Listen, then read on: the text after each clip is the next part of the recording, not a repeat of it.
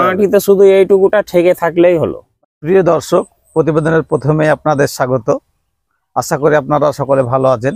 আমি আপনাদের দোয়া ও আশীর্বাদে ভালো আছি।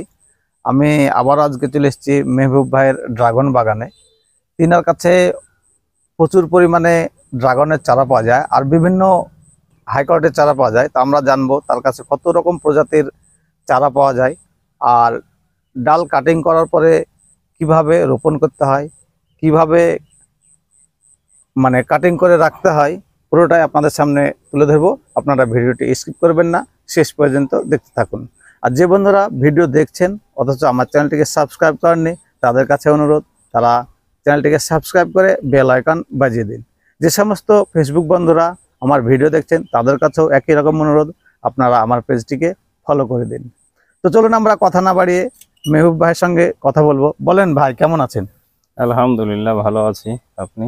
আমি ভালো আছি। তো বলেন, একটা ডাল কিরকম নির্বাচন করবেন আর কাটিং করার পরে কতদিন পরে রোপণ করবেন আর কতটা বসাবেন মাটিতে, একটু বিস্তারিত জানান। চারার জন্য ডাল অ্যাকচুয়ালি এই যদি এর মধ্যে বিভিন্ন ভাগ আছে, যদি উপরের ডাল হয়, ব্রাঞ্চ হয়, তাহলে এগুলো বেশ পুরনো ডাল প্রয়োজন।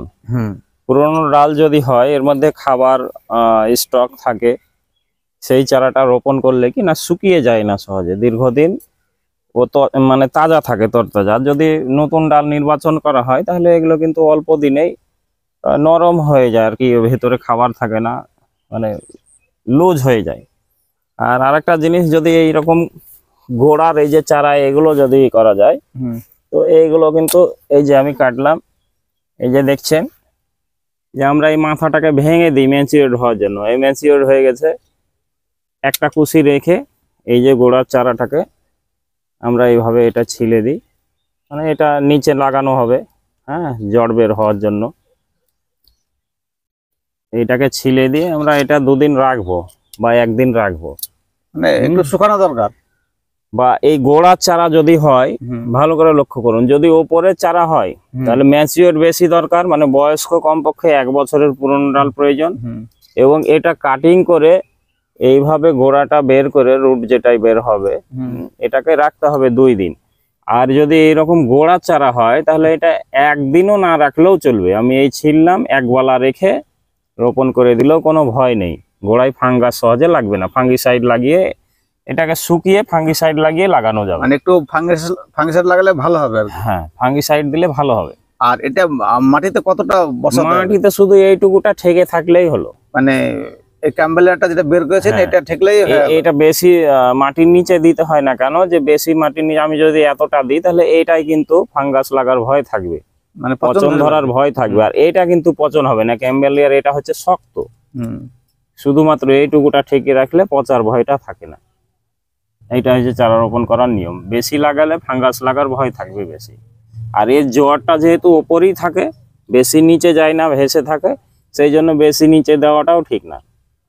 মানে শিকড়টা তাহলে কি এই ক্যাম্বেলিয়ার থেকে বের হবে না ক্যাম্বেলিয়ার থেকে বের হবে? হ্যাঁ, এই যে ক্যাম্বেলিয়ার এই যে উপরের চামড়াটা আছে, এই গোড়া থেকে জাস্ট বের হবে, মানে এইগুলো থেকে, এটা থেকে শিকড় বের হবে। হ্যাঁ, এই গোড়াগুলো থেকে বের হবে, এই মাথা থেকেও না, এই চামড়া থেকেও না, কাঁটা থেকেও না, এইগুলো থেকে বের হবে। তো এবারে বলুন যে আপনার কাছে কত রকম ভ্যারাইটিজের ড্রাগনের চারা পাওয়া যাবে?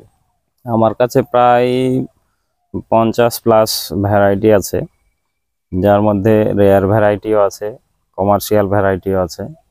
কমার্শিয়াল ভ্যারাইটির মধ্যে কিছু রেজাল্ট পেয়েছি আর কিছু এখনো পরীক্ষিত, মানে এখনো রেজাল্ট সেইভাবে পাইনি। যেগুলো রেজাল্ট পেয়েছি তার মধ্যে pink rose, CN pink, Taiwan pink, red velvet, jumbo red, Siam red, Israeli হলো, এইগুলো নিঃসন্দেহে কমার্শিয়াল ভ্যারাইটি সব। আরও আছে, এবং ফলন ভালো নাকি? তাইওয়ান রেড আছে, তারপরে আপনার লাবণ্য রেড আছে, মিভাবো আছে, এগুলোও কমার্শিয়ালের জন্য ভালো। আর কিছু রেয়ার ভ্যারাইটিও আছে, Amazon yellow, পালোরা gold, variegated yellow, ও অনেক আছে, অনেক।